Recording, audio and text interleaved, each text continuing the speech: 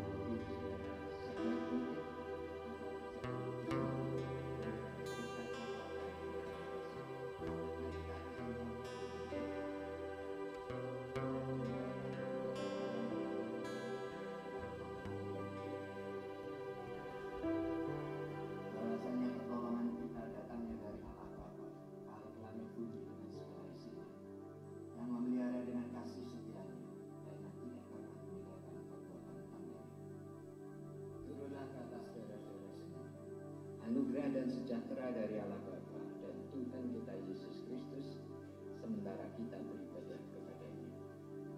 Amin. Shalom, selamat pagi Bapak Ibu Saudara yang dikasihi Tuhan.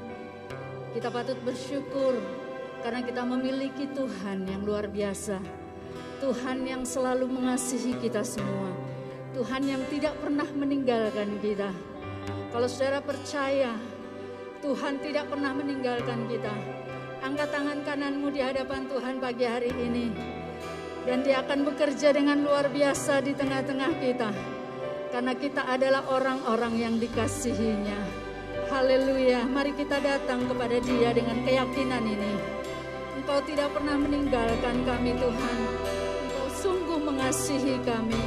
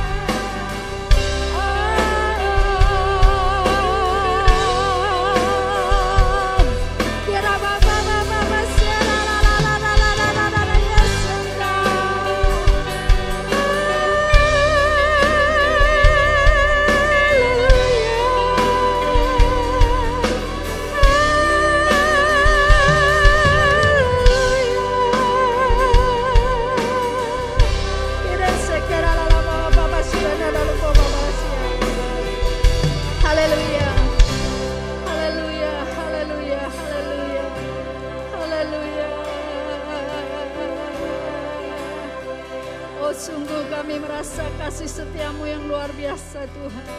Kami merasakan kehadiranmu di tengah-tengah kami pagi hari ini. Karena kasih-Mu yang indah dan luar biasa. Mari Bapa terus menjamah hati kami, menjamah hidup kami. Sehingga ibadah ini menjadi ibadah yang memberkati kami. Dan pada akhirnya kami menjadi berkat buat setiap orang yang kami jumpai. Terima kasih Bapa. Di dalam nama Yesus kami mau masuk lagi untuk memuji menyembah-Mu. Haleluya. Amin. Haleluya. Haleluya. Bapak Ibu Saudara ada sukacita. Amin. Bapak Ibu Saudara merasakan bahwa Tuhan kita adalah Tuhan yang penuh dengan kasih. Mari rasakan, kecaplah dan lihatlah. Haleluya. Oh, haleluya.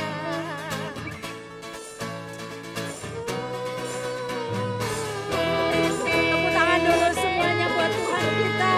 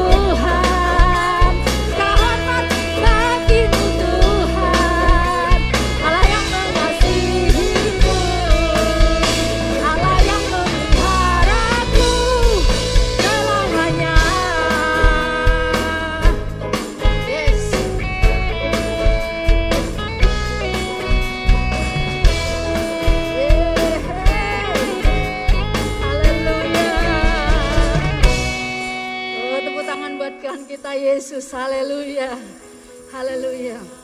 Kasih-Nya tidak pernah berubah, bahkan dalam sekali untuk kehidupan kita sekalian. Haleluya, haleluya.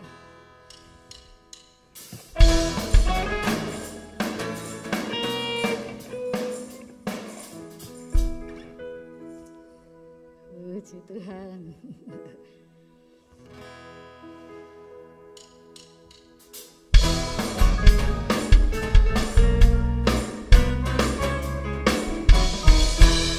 Betapa dalamnya kasih setiamu, betapa besarnya kebaikanmu, hidupku dipenuhi kemuliaanmu, indahnya oh Yesus Tuhan. Katakan lagi, betapa dalamnya kasih setiamu, betapa besarnya kebaikan, hidupku dipenuhi kemuliaanmu,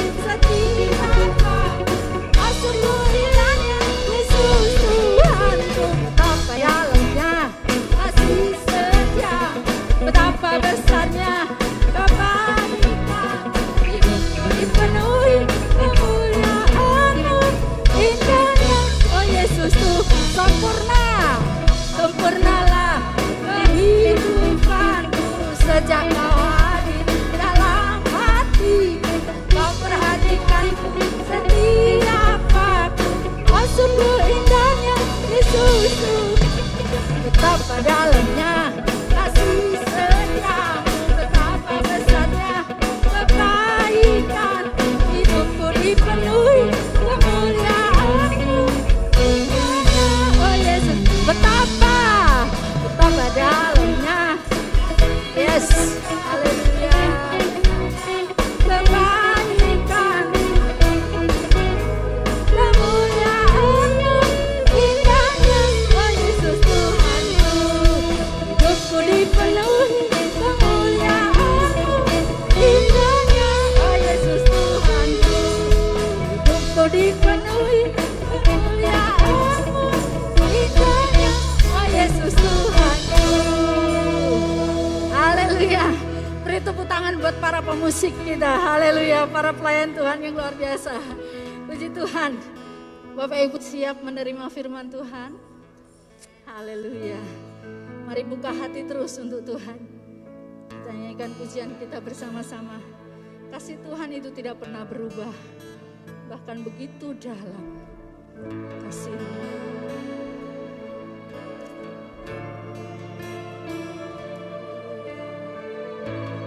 Yesus.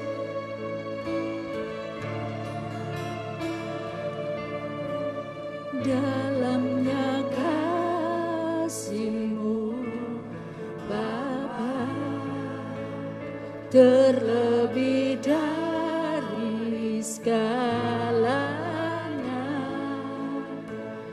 pengorbanan yang termulia selamatkanku dengan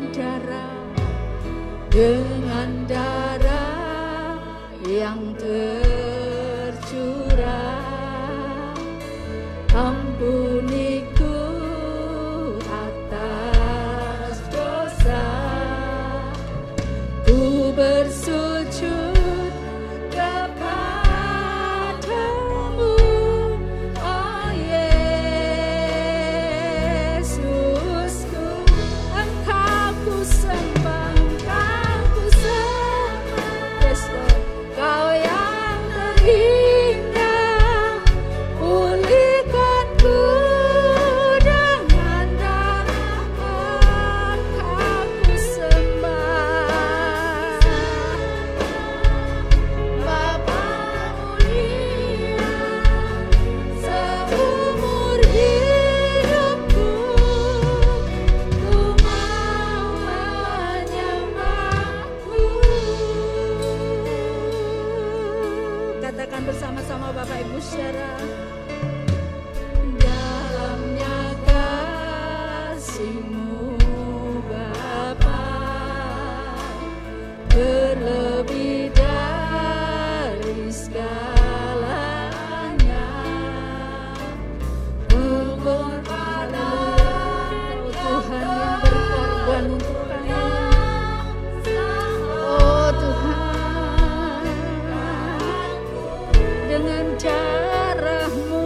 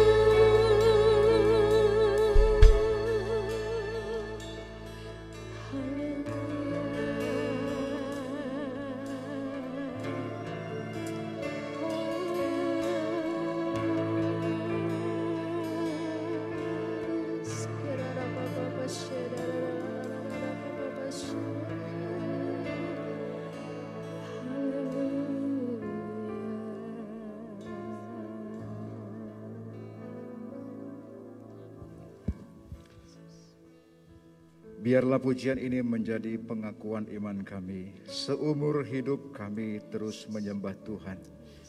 Hidup setia, melakukan setiap perintah Tuhan dan menjauhi semua apa yang Tuhan larang. Kami sadar betul bahwa pengakuan ini membutuhkan konsekuensi yang sangat besar, di mana kami harus menolak semua pengaruh-pengaruh, tawaran-tawaran dunia untuk kami hidup berkenan kepada Tuhan. Dan kami tahu hidup berkenan kepada Tuhan merupakan perjuangan seumur hidup kami. Sebab itu Bapa di sorga, terus beri kami kemampuan, terus tolong kami, agar di dalam hidup ini kami benar-benar seumur hidup kami setia kepada Tuhan. Lewat perjamuan Tuhan pagi ini, kiranya itu membawa pengaruh yang besar bagi kami semua. Engkau sudah mati, menyerahkan hidupmu sebagai korban ganti kami. Dan sebelum kami menikmati tubuh dan darah-Mu, kami membuka hati kami untuk terima kebenaran firman-Mu. Bapa di sorga, kami sadar betul salah satu kemampuan dari iblis, dia mampu untuk mengambil setiap benih yang ada di dalam hati kami. Sebab itu Bapa, kami mohon kekuatan-Mu, urapan sorgawi menguasai kami semua, sehingga kuasa kegelapan tidak bisa berbuat apa-apa untuk mengambil firman Tuhan, agar firman Tuhan tertanam di hati kami, mempengaruhi seluruh kehidupan kami, dan kami hidup bergerak oleh karena firman-Mu.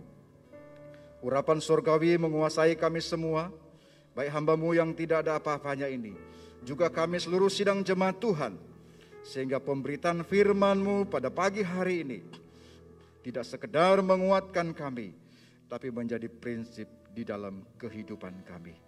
Terima kasih Bapa di dalam sorga, kami berdoa dan mengucap syukur dalam nama Tuhan kami Yesus Kristus.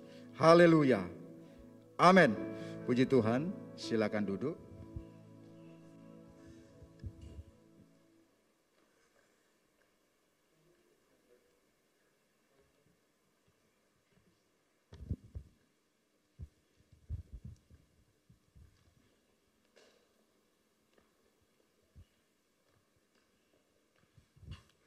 Shalom. Ya, selamat pagi. Selamat pagi semuanya. Sebelum kita menerima tubuh dan darah Kristus, mari bersama kita memberi hati dan kehidupan kita untuk merenungkan sebahagian firman Tuhan. Bapak Ibu Saudara yang kekasih di dalam Tuhan, dalam peristiwa sejarah pengorbanan Tuhan Yesus Kristus melalui mati di atas kayu salib, kita menemukan di dalam Alkitab ada beberapa tokoh penting yang terlibat langsung di dalamnya. Ya, di antaranya adalah murid-muridnya. Kalau kita tarik garis sejarah 2000 tahun yang lalu, kita ini kan dalam proses atau dalam masa sebelum kenaikan Yesus ke surga dan sebelum Roh Kudus dicurahkan untuk kita. Ya, nanti kita akan memperingati kenaikannya ke surga. Jadi kalau saya bawa kita ke dalam peristiwa kehidupan Yesus, ini masa di mana kurang lebih 40 hari Yesus menampakkan dirinya berulang-ulang kepada murid-muridnya. Nah, seperti saya katakan tadi, dalam peristiwa pengorbanan Yesus di kayu salib, ada orang-orang, tokoh-tokoh yang terlibat di dalamnya. Nah, Bapak Ibu Saudara yang kekasih dalam Tuhan, perlu kita sadari dan ketahui bahwa Alkitab kita itu sangat jujur. Dia menceritakan semua hal. Dan saking jujurnya Alkitab kita itu, maka dalam Alkitab itu memuat kisah-kisah, bukan saja kisah-kisah yang baik, tapi juga kisah-kisah yang buruk dan aib dari tokoh-tokoh yang terkenal. Saya kasih contoh misalnya kisah perzinahan Raja Daud dengan Batsheba. Dan sekaligus rekayasa Raja Daud untuk membunuh Uria, ya, suami Batsheba, untuk mendapatkan Batsheba. Ada di Alkitab ditulis itu. Kisah seperti ini, maksudnya aib ini, kisah yang buruk ini ditulis dalam Alkitab bukan untuk membeberkan aib seorang, bukan. Tujuannya bukan untuk mempermalukan tokoh yang terkenal, bukan. Tapi tujuannya untuk memberi pelajaran dan peringatan kepada kita bahwa, contoh Raja Daud tadi, bahwa betapa berbahayanya seorang penguasa apabila dia menyalahgunakan kekuasaannya. Saudara harus tahu bahwa Daud tidak akan mungkin merekayasa begitu kalau dia bukan raja. Karena dia punya kekuasaan, bukan cuma pengaruh, tapi punya kemampuan untuk mengubah A menjadi B, B menjadi Z dan sebagainya. Maka dia bisa merekayasa itu. Bagaimana dia merebut istri orang. Bukan saja diminta baik-baik, tapi kemudian suaminya pun dibunuh dengan tragis. Ditaruh di medan perang, ditaruh di bagian depan. Suaminya biasanya bagian logistik, ngurusin perbekalan, ditaruh di garis depan, ya mati mesti. Artinya kalau Raja Daud tidak punya kemampuan, tidak punya kuasa, tidak mungkin dia bisa melakukan itu. Karena dia punya kuasa, ini berbahayanya Bapak Ibu Saudara, orang yang punya kuasa yang menyalahgunakan kekuasaannya. Fatal sekali. Tapi pagi ini kita tidak bicara Daud, itu cuma contoh saja. Ya, kita tidak bicara Raja Daud, kita bicara tokoh yang lain yang ada kaitannya atau punya peranan yang penting dalam kematian Tuhan Yesus. Tokoh yang saya ambil pagi hari ini adalah salah satu murid Tuhan Yesus. Nah, pagi hari ini saya mengajak Bapak Ibu Saudara untuk melihat salah tokoh yang sangat terkenal di dalam Alkitab. Sangat terkenal. Tetapi juga tokoh ini hampir selalu dihindari untuk dibicarakan. Ada yang tidak kenal Yudas Iskariot?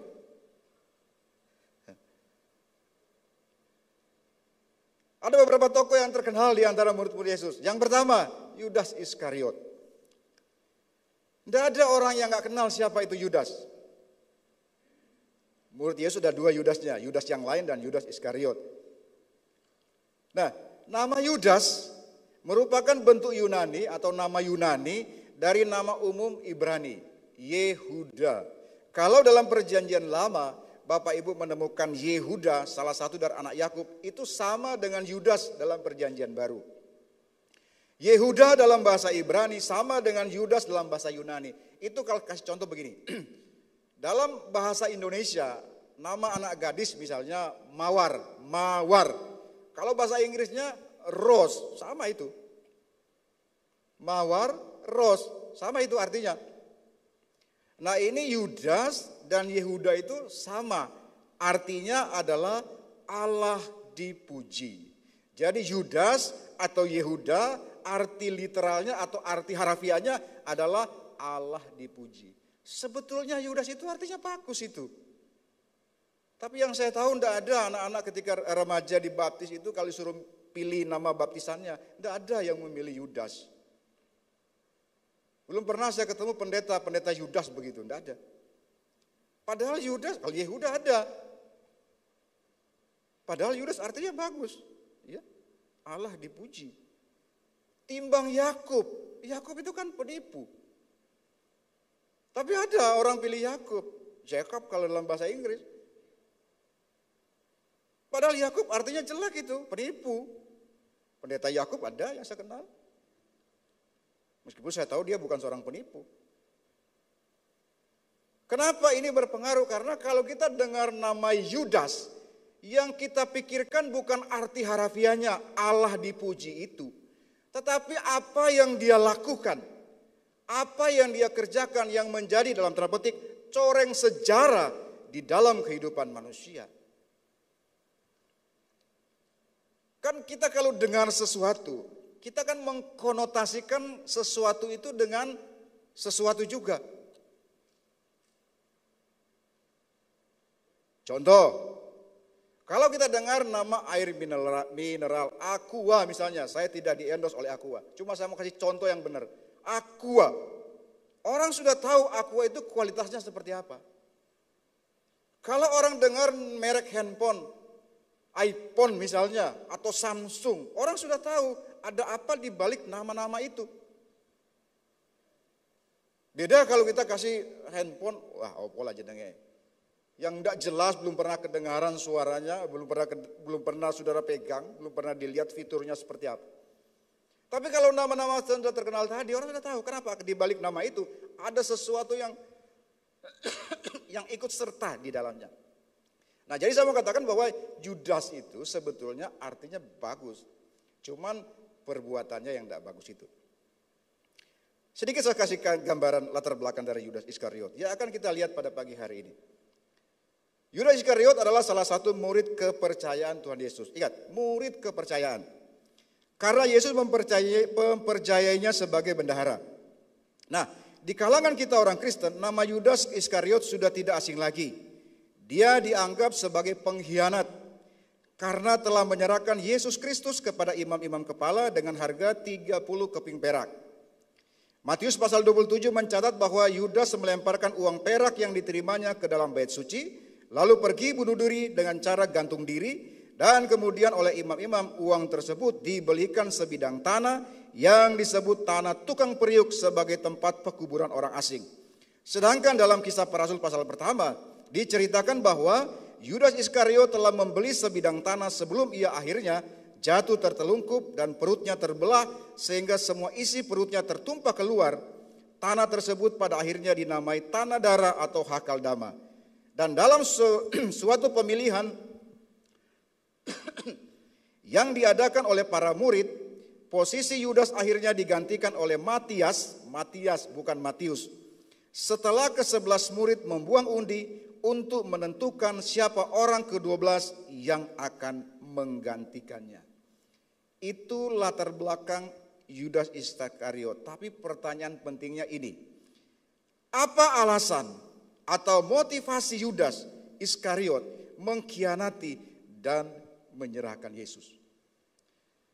Saudara, dalam hidup ini segala sesuatu itu terjadi mesti ada sebabnya. Rasa-rasanya saya sudah pernah ngomong itu. Segala sesuatu terjadi mesti ada sebabnya. Tidak ada yang terjadi dengan sendirinya, mesti ada sebabnya. Mengapa Yesus mau datang ke dalam dunia, mau-maunya mati di kayu salib? Kan sebabnya ada. Yohanes 3:16. Karena begitu besar kasihnya. Karena sayangnya Yesus kepada manusia supaya jangan binasa, maka dia rela mengorbankan dirinya. Jelas, maka Yesus mau mati. Motivasinya apa? Alasannya apa? Karena dia mengasihi manusia. Ada alasannya. Mengapa Yudas mengkhianati Tuhan Yesus? Ada alasannya. Ada sebabnya. Karena segala sesuatu terjadi, baik tindakan atau peristiwa, itu mesti ada sebabnya. Meskipun memang kita tidak selalu tahu sebabnya apa. Tapi pada pagi hari ini saya mau mengajak kita untuk melihat apa sih alasan atau motivasi yang mendasari mengapa Yudas kok tega-teganya melakukan itu. Kalau kita tahu alasannya, barangkali kita bisa mencegah hal yang sama itu terjadi di dalam kehidupan kita. Karena Bapak Ibu Saudara, kadang ada orang melakukan sesuatu yang mengakibatkan kerusakan atau kerugian. Tapi karena dia tidak tahu alasan yang sebenarnya, maka tindakan yang dia anggap baik itu justru mendatangkan kerusakan dan kerugian. Karena dia nggak tahu.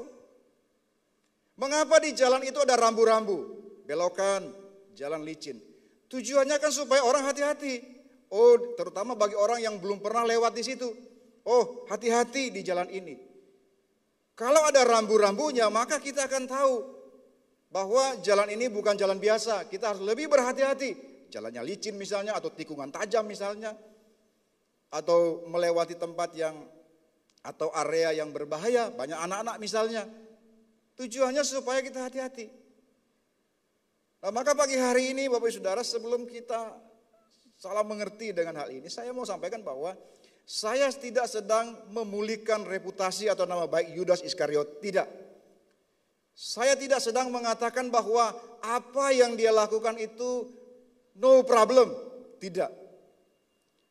Tetapi saya mau mengajak kita untuk melihat apa sih yang membuat dia bikin begitu. Kok iso-isone yang gurunya kok dikhianati? Kok bisa-bisanya orang berkuasa seperti itu dikhianati? Pasti ada sebabnya. Pasti ada yang mendasari mengapa dia melakukan itu. Nah, untuk mencoba memahami itu, saya mengajak Bapak Ibu Saudara untuk melihat apa sih yang sehari-harinya dilihat oleh murid-muridnya termasuk Yudas, yang mereka lihat sehari-harinya tentang Tuhan Yesus atau apa yang Yesus lakukan. Saya ajak kita membaca. Yang pertama, dalam Injil Matius pasal yang ke-9 ayat 35.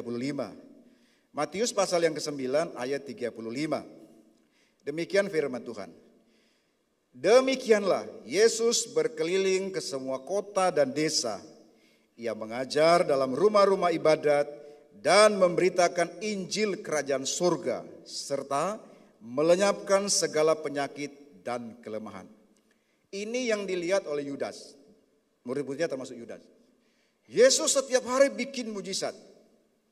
Melenyapkan segala penyakit. Tidak ada penyakit gawat kronis yang tidak bisa disembuhkan oleh Tuhan Yesus. Seandainya pada masa itu sudah ada COVID-19, itu penyakit enteng yang Yesus bisa sembuhkan.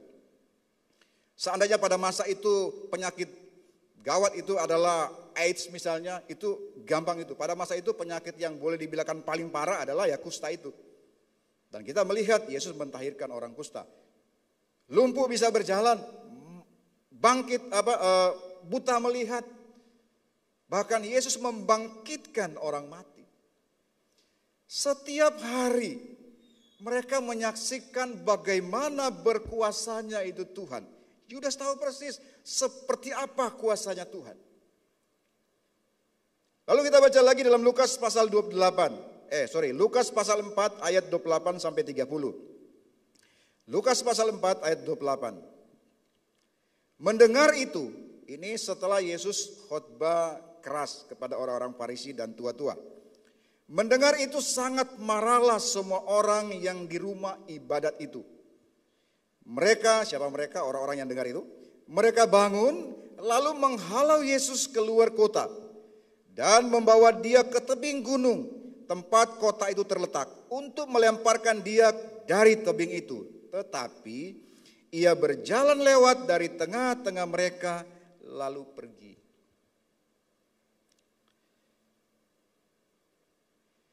Disambung dengan Yohanes pasal 8 ayat 20, Yohanes 8 ayat 20. Kata-kata itu dikatakan Yesus dekat perbendaharaan waktu ia mengajar dalam bait Allah, dan tidak seorang pun yang menangkap dia karena saatnya belum tiba. Jadi, apa yang sehari-hari dilihat Yudas pada Yesus? Tadi yang pertama saya sudah katakan bahwa Yesus itu sangat berkuasa. Segala penyakit dapat disembuhkan, orang mati dibangkitkan, bahkan angin dan danau tunduk kepadanya. Bahkan setan pun takluk kepadanya. Ketika Yesus menyembuhkan orang gila di kuburan di Gedara atau Gerasa itu, orang yang dirasuki setan, sehingga tidak ada orang yang mampu untuk menangani satu orang ini, tapi Yesus bisa menaklukkan setan. Jadi Yudas lihat yang pertama lah, Yesus itu sangat berkuasa.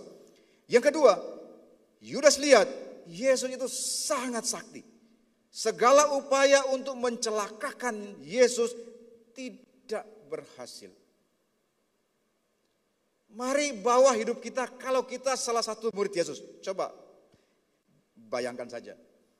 Kalau kita hari-hari melihat seperti itu. Bagi mereka orang lumpuh disembuhkan itu adalah pemandangan biasa. Orang kusta ditahirkan itu adalah pemandangan biasa. Makanan hari-hari. Bahkan saya percaya bahwa Yesus membangkitkan orang mati tidak hanya yang tertulis di Alkitab.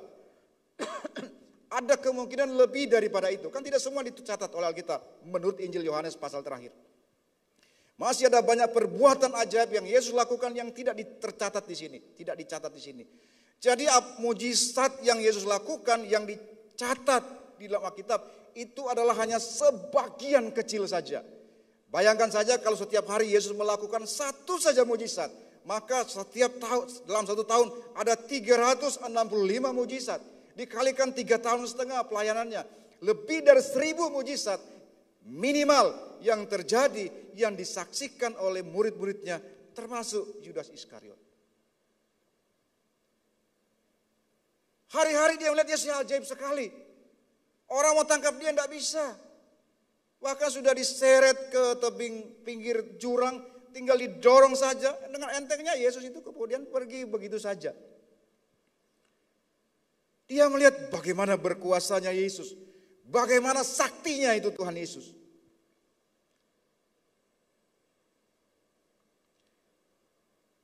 Meskipun kalau kita melihat di dalam Lukas pasal 22, Yohanes 13, dan seterusnya, Alkitab mengatakan bahwa iblis masuk ke dalam Yudas, membisikkan sesuatu kepada Yudas, bahkan dirasuki oleh iblis. Perlu kita pahami begini, bahasanya Alkitab, segala sesuatu yang tidak sesuai dengan kehendak Tuhan, itu adalah dari setan. Itu bahasanya Alkitab. Saudara jangan membayangkan Yudas itu kemudian kerasukan seperti orang kerasukan seperti yang kita kenal begitu loh, tidak sadar, ya, tidak sadar. Tidak begitu. Kalau kita melihat dalam kitab Tawarik atau Raja-Raja, satu waktu iblis menghasut Raja Daud untuk menghitung jumlah orang Israel. Nah, tindakan ini menghasilkan dia dihukum, misalnya begitu. Meskipun Alkitab mengatakan bahwa iblis itu yang mempengaruhi dia, tapi harus diingat, ada motivasi, ada dasar tertentu yang sudah ada di dalam pikiran dan rancangan Yudas yang kemudian dibuahi oleh iblis. Iblis tinggal melegalisasi, iblis tinggal menggunakan apa yang sudah ada. Tadi saya sudah katakan, hari-hari mereka lihat Yesus. Dan jangan lupa, Yudas itu adalah murid kepercayaan. Dia diserai tugas sebagai bendahara. Kita memang tidak menemukan di Alkitab apa profesi Yudas sebelumnya. Kalau seperti Petrus kan kita tahu dia nelayan, Alkitab tulis. Lewi atau Matias tadi adalah sebagai pemungut cukai. Yudas kan tidak ada. Tapi saya menduga ketika Yesus menunjuk dia, mempercayakan keuangan kepadanya, maka sudah pasti profesi sebelumnya daripada Yudas ada hubungan dengan mengelola keuangan. Pasti ada hubungannya dengan uang. Sehingga besar kemungkinan sebelum Yudas mengikut Yesus, dia pengusaha. Businessman itu biasa bergelut dengan uang, biasa memutar uang. Dan harus saudara ketahui bahwa pada masa itu, ketika dalam sebuah kelompok pemuritan, ada orang yang ditunjuk sebagai bendahara. Dia tugasnya bukan hanya mencatat uang masuk dan keluar, tapi dia bertanggung jawab bagaimana agar uang ini bisa berkembang. Supaya bisa membiayai operasional daripada organisasi mereka itu. Jadi Yudas itu bukan sekretariat kantor yang tugasnya catat uang masuk, lalu catat uang keluar. Tidak, dia bertanggung jawab bagaimana agar kebutuhan keuangan daripada pelayanan Tuhan Yesus itu cukup. Maka dia bukan saja sebagai bendahara, dia juga konsultan keuangan, bahkan dia juga barangkali manajer keuangan. Dia bertanggung jawab untuk membiayai. Maka ketika setiap hari dia melihat Yesus seperti itu, sangat berkuasa. Dan dia tahu bahwa ada upaya-upaya untuk menangkap Tuhan Yesus dari para tua-tua dan imam kepala. Apa yang dilakukan? Dia melihat ini peluang bisnis. Otak bisnisnya kerja. Yesus sangat berkuasa. Satu sisi mau ditangkap. Dan Yudas tahu persis seperti sehebat apa itu Tuhan Yesus. Lawang hari-hari dia lihat Yesus bikin mujizat kok. Dia lihat hari-hari Yesus mau ditangkap tapi lolos terus kok. Nah, supply dan demand ini, kebutuhan ini, karena dia memang orang bisnis, dia lihat ini peluang untuk mendapatkan sesuatu. Bisnismen yang sukses kan begitu. Harus pandai membaca peluang yang tidak dibaca oleh orang lain. Harus pandai melihat situasi. Dan harus duluan. Bisnis yang sukses kan begitu. Harus melihat kebutuhan orang. Makanya ada ungkapan bijak dalam bisnis begini. Kalau you mau berhasil, you harus menjawab kebutuhan banyak orang. You bisa menghadirkan layanan yang dibutuhkan oleh banyak orang. Apapun itu pasti laku. Yang butuh banyak. Nah, otak bisnisnya Yudas jalan. Yesus luar biasa. Ini mau ditangkap. Saya kok sangat yakin bahwa Yudas tahu persis Yesus tidak mungkin bisa ditangkap. Tidak mungkin. Lawang dia lihat hari-hari kok. Tapi dia mau memanfaatkan ke situasi itu untuk keuntungannya. Maka saya sangat percaya ketika Yudas datang bertemu dengan tua-tua, sepakat harga 30 keping perak. Dalam benaknya sebenarnya dia sedang mengerjai mereka. Dalam hatinya, mana bisa kalian tangkap dia? Wong saya tahu persis seperti apa. Wong setan saja takluk kepadanya. Paling dalam bayangan Yudas, waktu Yesus ditangkap paling cuma udah roboh semua itu mesti. Oh, setan saja takluk kepada Yesus kok. Angin danang saja takluk kepada perintahnya kok. Maksud cuma orang-orang ini tidak bisa. Yesus takut. Tidak mungkin. Dan situasi itu dia melihat sebuah peluang. Dia datang ke imam-imam. Gimana? Saya bantu kalian. Ini bahasa saya. Oke, deal harga berapa? 30 keping perak. Jam masa itu besar sekali itu. Jadi saya harus mengatakan begini.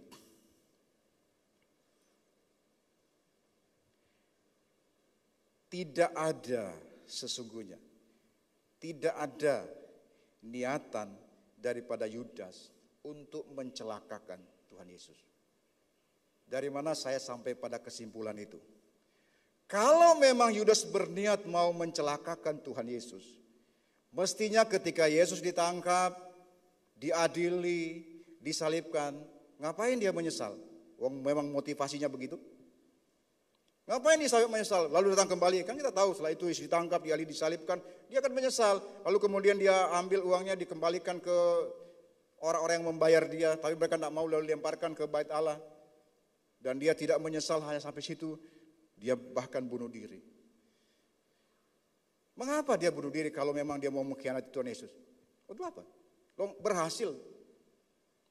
Kalau ada orang mengkhianati seseorang, ketika pengkhianatannya itu berhasil, dia pasti bersuka cita, pasti senang-senang itu. Mestinya kalau begitu, Yudas langsung melarikan diri, keluar dari Israel, dan lari dari Yerusalem, bersenang-senang di tempat pelesiran mana, dengan uang hasil bayarannya. Kan tidak begitu. Maka saya sampai pada kesimpulan bahwa tidak ada maksud sebetulnya untuk mencelakakan Yesus. Yang dia tidak tahu adalah hasilnya. Ketika Yesus ditangkap, diadili, disalibkan. Tidak seperti yang dia bayangkan.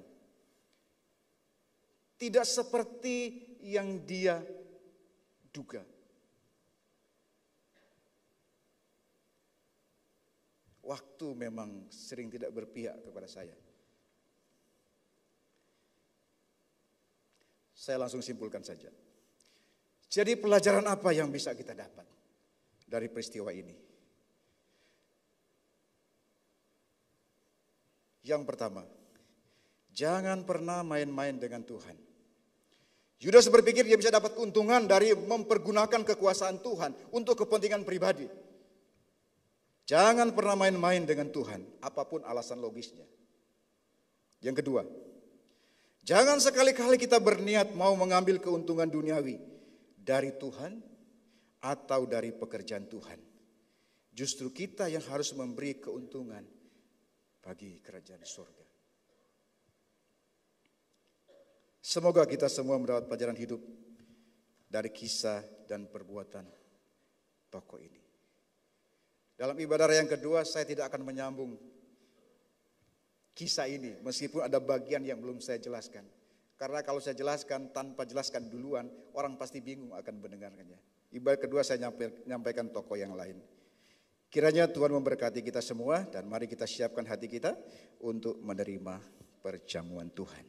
Silakan kepada Pak Lukas.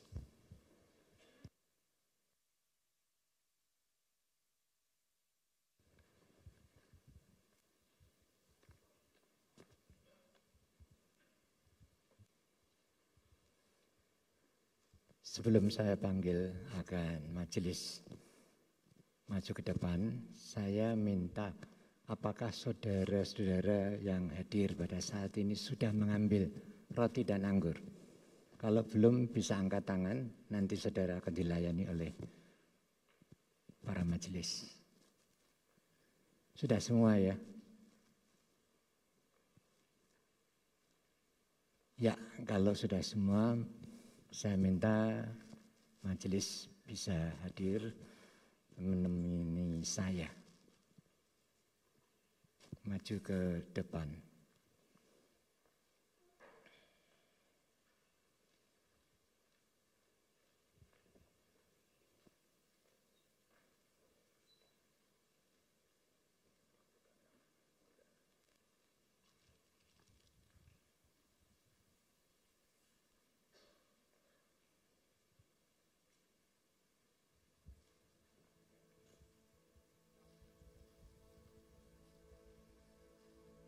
Ya, kita akan berdoa dulu. Inilah kami Tuhan. Sebelum kami bersama-sama dengan jemaat menikmati kebersamaan dengan Tuhan melalui perjamuan kudus, kami ingin agar Engkau sendiri yang akan menguduskan hati dan pikiran kami, agar perjamuan kudus pada saat ini boleh menjadi berkat kekuatan bagi kami. Yang sakit disembuhkan, yang menghadapi masalah persoalan, Tuhan memberikan jalan keluar dan kemenangan. Supaya kami tahu bahwa oleh kuasa-Mu saja Tuhan, kami sanggup mengatasi semua masalah persoalan kami. Oleh karena itu Tuhan, sekali lagi kami boleh menyerahkan perjamuan Tuhan pada saat ini ke dalam tangan Engkau.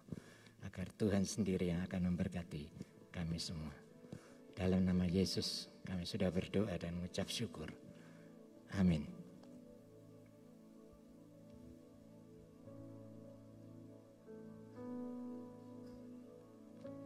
Ya, saudara-saudara, sebelum Yesus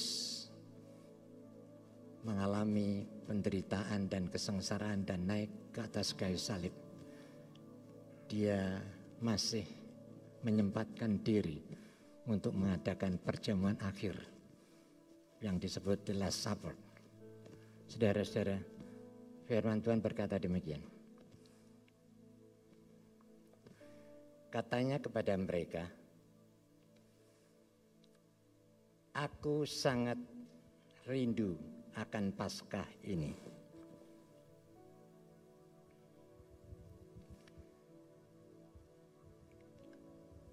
Bersama-sama dengan saudara sebelum aku menderita. Sebab aku berkata kepadamu, aku tidak akan memakannya lagi sampai ia beroleh kegenapannya dalam kerajaan Allah. Kemudian ia mengambil sebuah cawan, mengucap syukur atasnya dan berkata, ambillah ini dan bagikanlah di antara kamu. Sebab aku berkata kepada kamu, mulai dari sekarang ini, aku tidak akan minum lagi hasil pokok anggur sampai kerajaan Allah telah datang. Lalu ia mengambil roti, mengucap syukur, memecah-mecahkannya dan berkata kepada mereka, inilah tubuhku yang diserahkan bagi kamu. Perbuatlah ini menjadi peringatan akan aku. Demikian juga dibuatnya dengan cawan sesudah makan lalu berkata, cawan ini adalah perjanjian baru oleh darahku yang ditumpahkan bagi kamu. Mari saudara-saudara, kita akan sama-sama bangkit berdiri.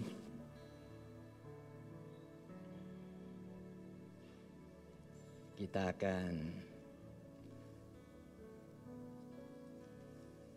mengambil roti, angkat tinggi-tinggi, lebih tinggi dari kepala saudara. Sebelum saudara memakannya, dengarlah firman Tuhan.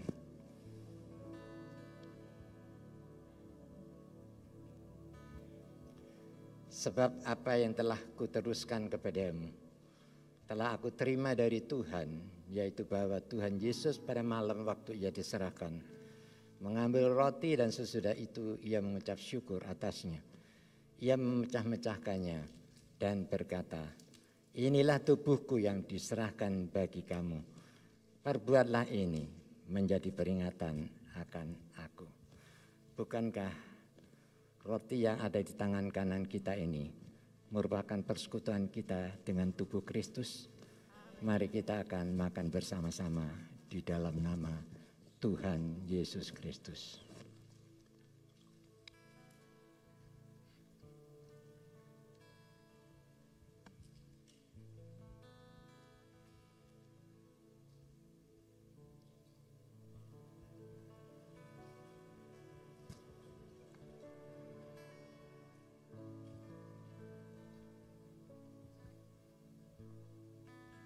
Haleluya Yesus.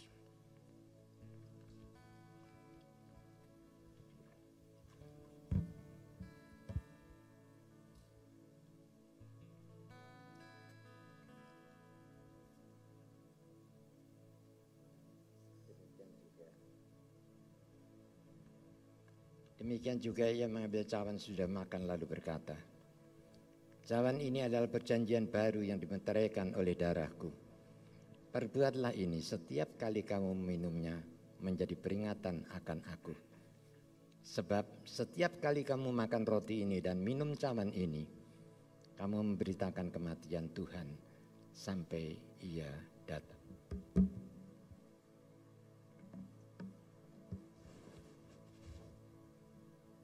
Bukankah cawan ucapan syukur di mana kita mengucapkan syukur ini merupakan persekutuan kita dengan darah Kristus? Mari kita akan minum bersama-sama di dalam nama Tuhan Yesus Kristus.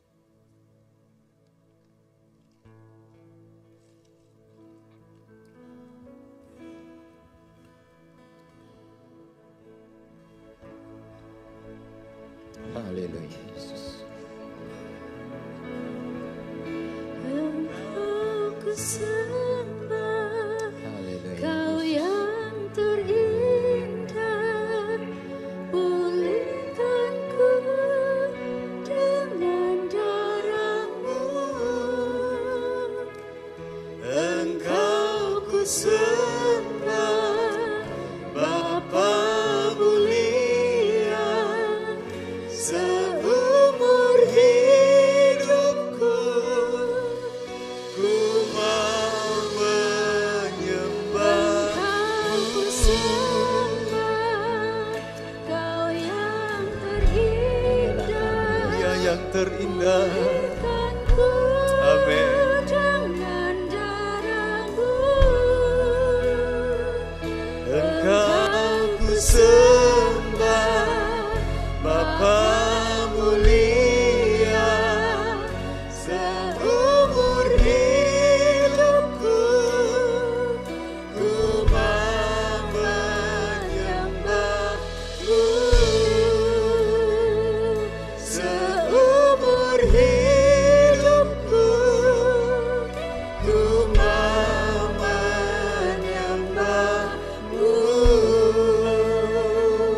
Seumur hidupku ku mau menyembah-Mu.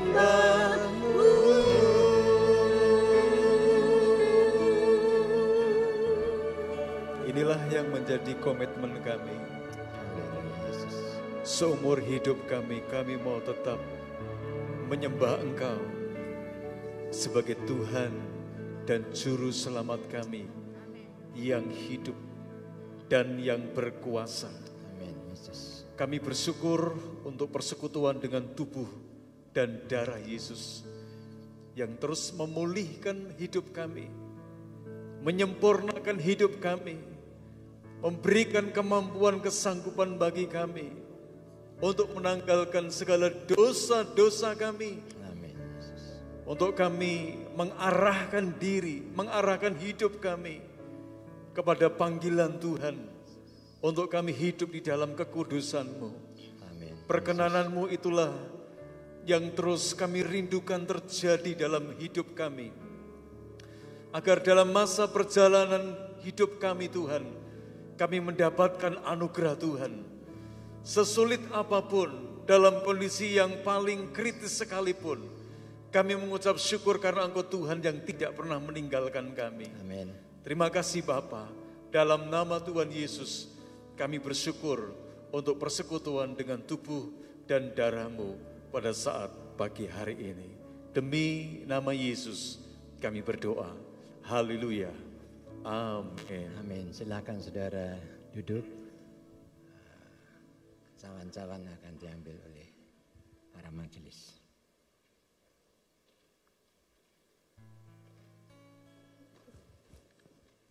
Baik, Bapak Ibu Saudara yang dikasihi Tuhan, ada beberapa penekanan untuk warta pada saat pagi hari ini. Yang pertama berkaitan tentang praktek tenaga weekend. Ya, langsung saja saya persilahkan untuk dapat memperkenalkan diri dan dipersilahkan untuk maju ke depan. Mari.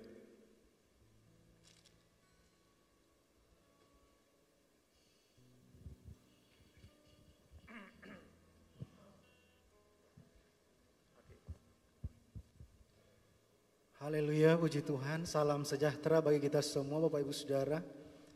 Saya pertama-tama berterima kasih kepada Tuhan Yesus yang sudah menuntun saya sampai ke tempat ini dari Karangjati, Ungaran. Dan terima kasih kepada Bapak Gembala di tempat ini, terima kasih Pak. Terima kasih kepada majelis dan seluruh sidang jemaat yang sudah memberi saya kesempatan untuk belajar melayani di tempat ini. Bapak Ibu Saudara, nama saya Grenvi Rantung. Asal saya dari Manado, tapi sekarang KTP saya sudah KTP Karangjati ya. Dan saya sebagai mahasiswa Abdiel, STT Abdiel di Ungaran, sudah memasuki semester akhir. Dan puji Tuhan saya sudah menikah, tahun lalu saya sudah menikah. Istri saya orang Batak ya begitu. Saya orang Manado, istri saya orang Batak. Dan ya bagaimana orang Batak itu rupanya sungguh wataknya keras ya Bapak Ibu Saudara. Jadi saya itu datang dari Karangjati itu 3:30 pagi kemarin. Saya sempat berantem dengan istri ya. Masalah jas ini Bapak Ibu Saudara. Saya sebetulnya nggak mau bawa begitu. Saya bilang, enggak usah, saya nggak mau bawa. Kayak sok-sokan begitu. Tapi dia bilang, bawa. Saya bilang, enggak. Dia bilang, bawa. Enggak. Akhirnya saya tinggalkan. Dan saya berdatang, Bapak Ibu Saudara. Tiba-tiba saya datang ke guest house di tempat ini, saya bongkar pakaian. Ada. Saya mau komplain, saya mau telepon. Tapi di WA sudah ada pesan, jangan lupa dipakai ya hari Minggu. Puji Tuhan. Meskipun begitu Bapak Ibu Saudara, kami saling mencintai. Puji Tuhan. Iya, dan apalagi ya, mungkin untuk yang lainnya mungkin bisa kita saling berkenalan secara pribadi ya Bapak Ibu Saudara, kalau mau tanya-tanya enggak apa-apa. Puji Tuhan, terima kasih. Saya mau salam Bapak Ibu Saudara. Saya mau izin lepas masker sebentar ya.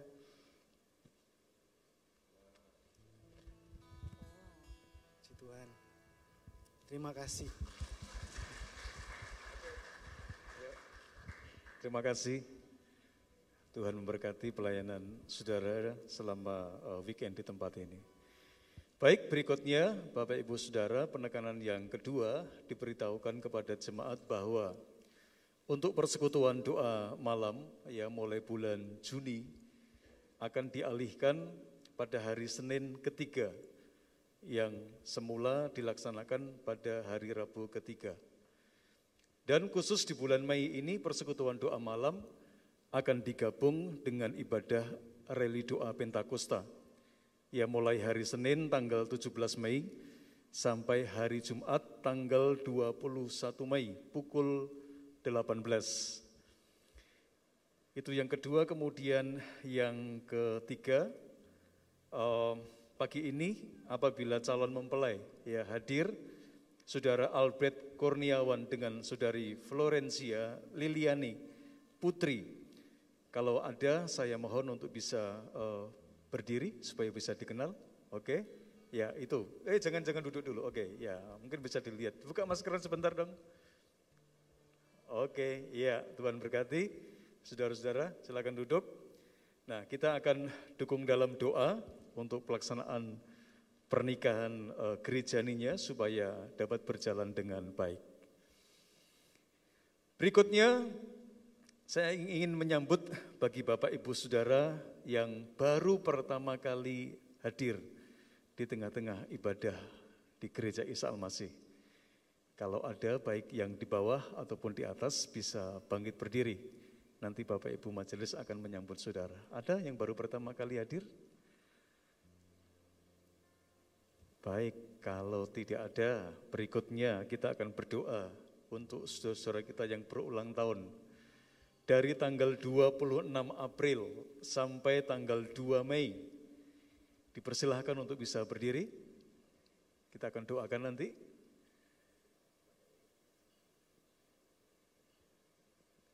Ada? Oke, kalau tidak ada, mungkin siang nanti. Kita akan tetap berdoa untuk saudara-saudara kita yang berulang tahun. Mari kita akan bersama-sama tunduk kepala. Pagi hari ini Tuhan, kami bersama-sama mengarahkan doa kami untuk beberapa jemaat-Mu yang berulang tahun. Kiranya di hari ulang tahun mereka di masa pandemi sekalipun, kiranya Tuhan menyertai Engkau senantiasa dan memberkati Engkau dengan kesehatan dan dengan stamina yang semakin prima. Kiranya Tuhan melimpahi Engkau dengan segala kebaikannya. Kiranya Tuhan mencukupi segala keperluan dan kebutuhan hidup-Mu. Apa yang Engkau kerjakan melalui usaha pekerjaan-Mu dibuat Tuhan menjadi berhasil. Bahkan kiranya Tuhan memberkati seisi rumah tangga-Mu dan memberkati Engkau dengan umur panjang. Kiranya Tuhan memberkati apa yang menjadi keinginan dan kerinduan-Mu di tahun ini. Kiranya Tuhan menjamah dan mengurapi Engkau. Saudaraku, sekarang terimalah berkat yang spesial di hari ulang tahun-Mu pagi ini. Melalui kasih karunia Tuhan, terimalah dan hiduplah di dalam janji berkat-berkat-Nya yang telah Tuhan siapkan atas hidup-Mu, bahkan untuk masa depan-Mu. Dari sekarang dan seterusnya, bahkan sampai selama-lamanya. Di dalam nama Tuhan Yesus Kristus kami berdoa. Haleluya. Amin. Selamat ulang tahun, Tuhan Yesus memberkati.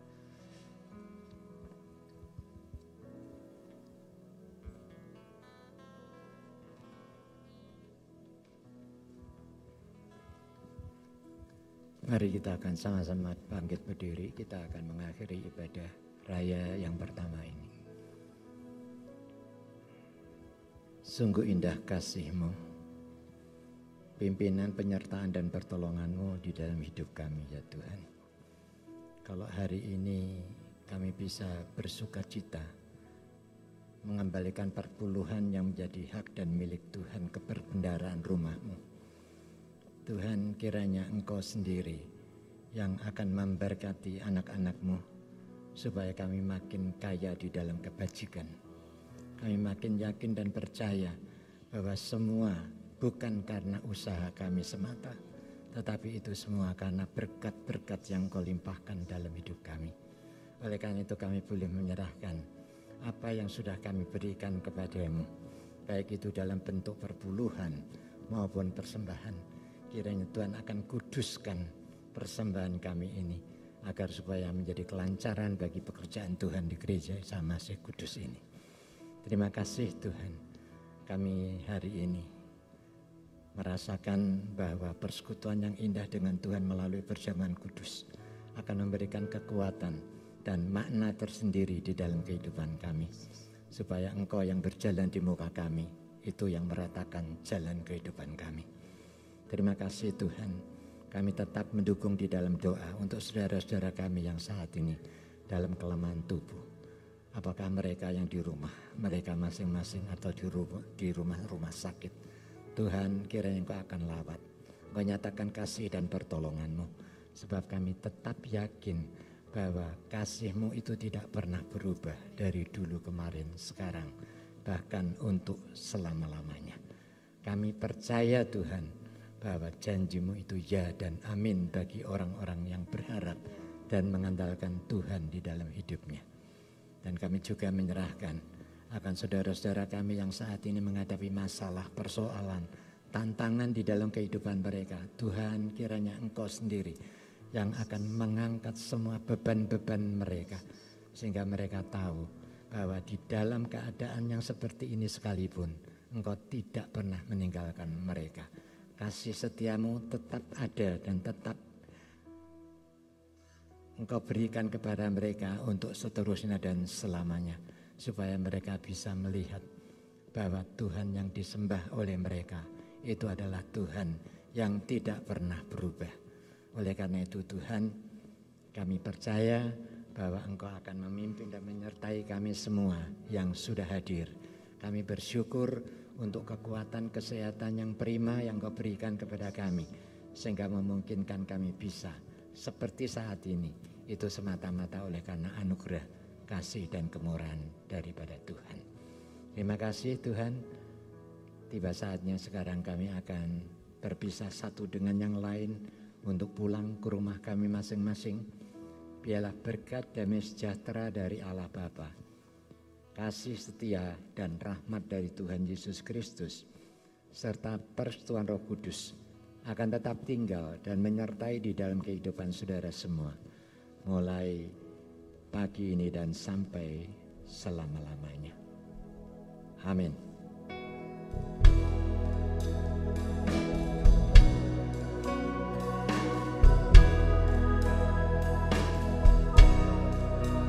Bapa, terima kasih. Bapa, terima kasih. Bapa di dalam